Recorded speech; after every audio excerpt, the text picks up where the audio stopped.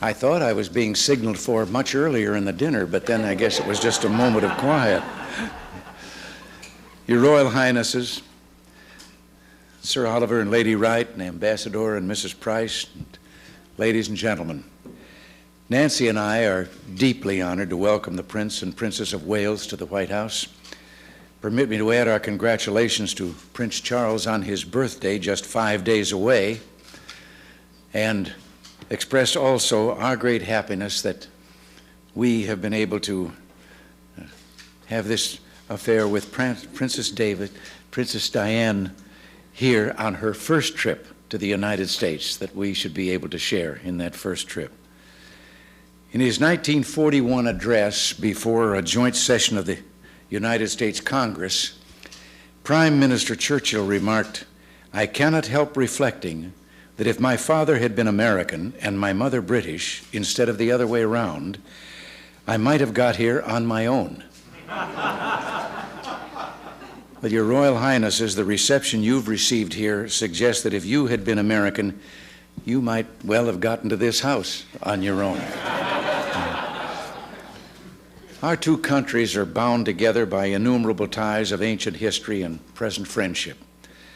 Our language, our law, our democratic system of government, our fierce belief in the God-given right of men to be free, all of these we owe to you.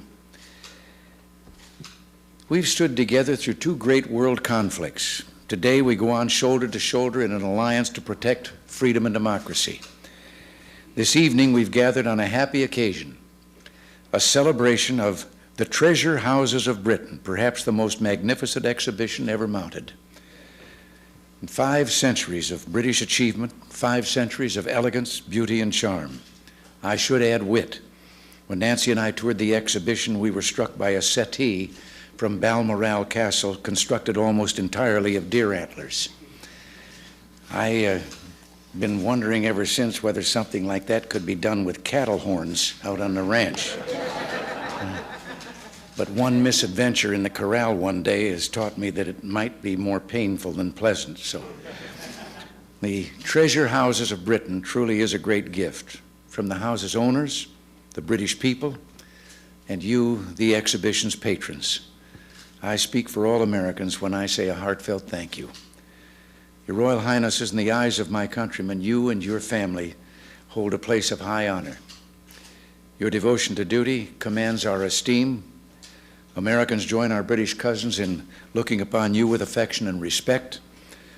And in that same 1941 address, Winston Churchill said, "It is not given to us to peer into the future. Still, I avow my hope and faith, sure and inviolate, that in the days to come, the British and American people will, for their own safety and for the good of all, walk together in majesty, in justice, and in peace." And today, that noble hope is a glorious reality. Would you please join me in a toast to Her Majesty, the Queen?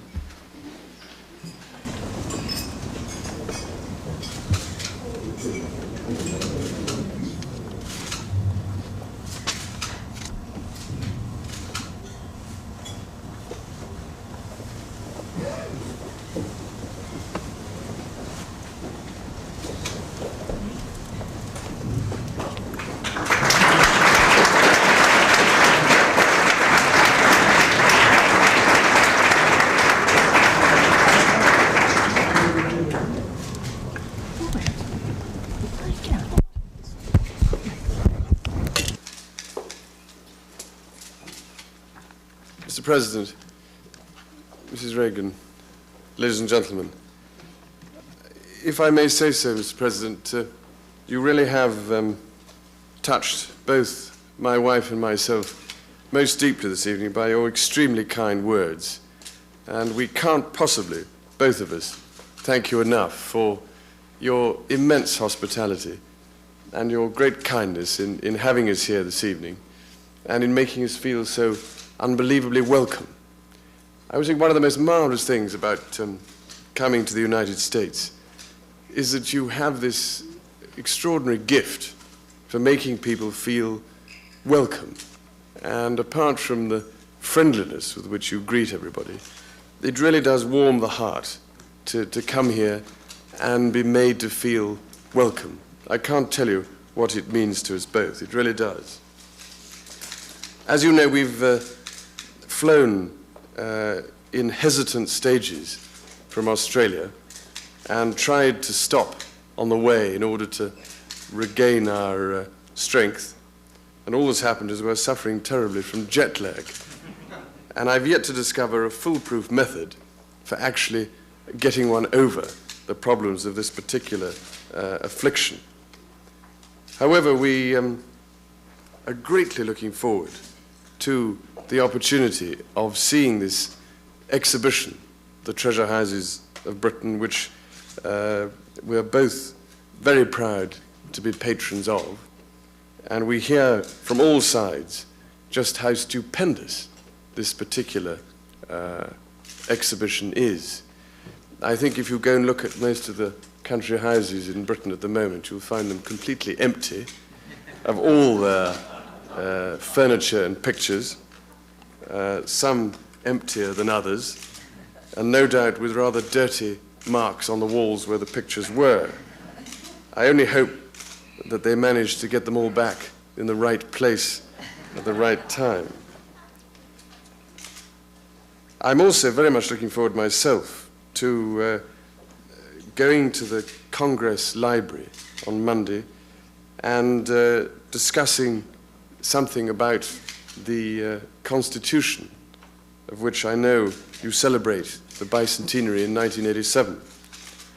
And I was very intrigued to discover that of the 55 delegates that came to the Federal Convention in 1787, nearly all of them were in their 30s, which just goes to show what an extremely good age the mid-30s is.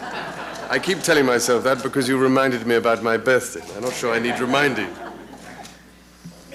I would also just like to say that coming as we have done from Australia, it is one of the more interesting aspects, I think, of the pioneering spirit of the English-speaking peoples, that here were two great continents, Australia and the United States of America. The former having developed about 150 years later than this great country. And in many ways, there are similarities between the two. And I think that one of the things that becomes most obvious about Australia and America is that personal independence becomes a very dominant feature, particularly, I think, in American life. And one Englishman observed in 1796 that Americans tend to pass their lives without any regard to the smiles or frowns of men in power. However, in your case, Mr. President, I'm sure it's completely different. So if I may finally again say what an enormous pleasure it gives both of us to be here, and how proud we are to be able to represent Britain here in America. As you say, it does, I think, emphasize the very strong links that do exist between our two countries, always have done, and I'm sure always will.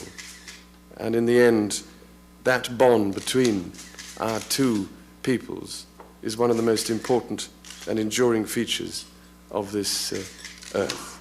Mr. President, thank you very much.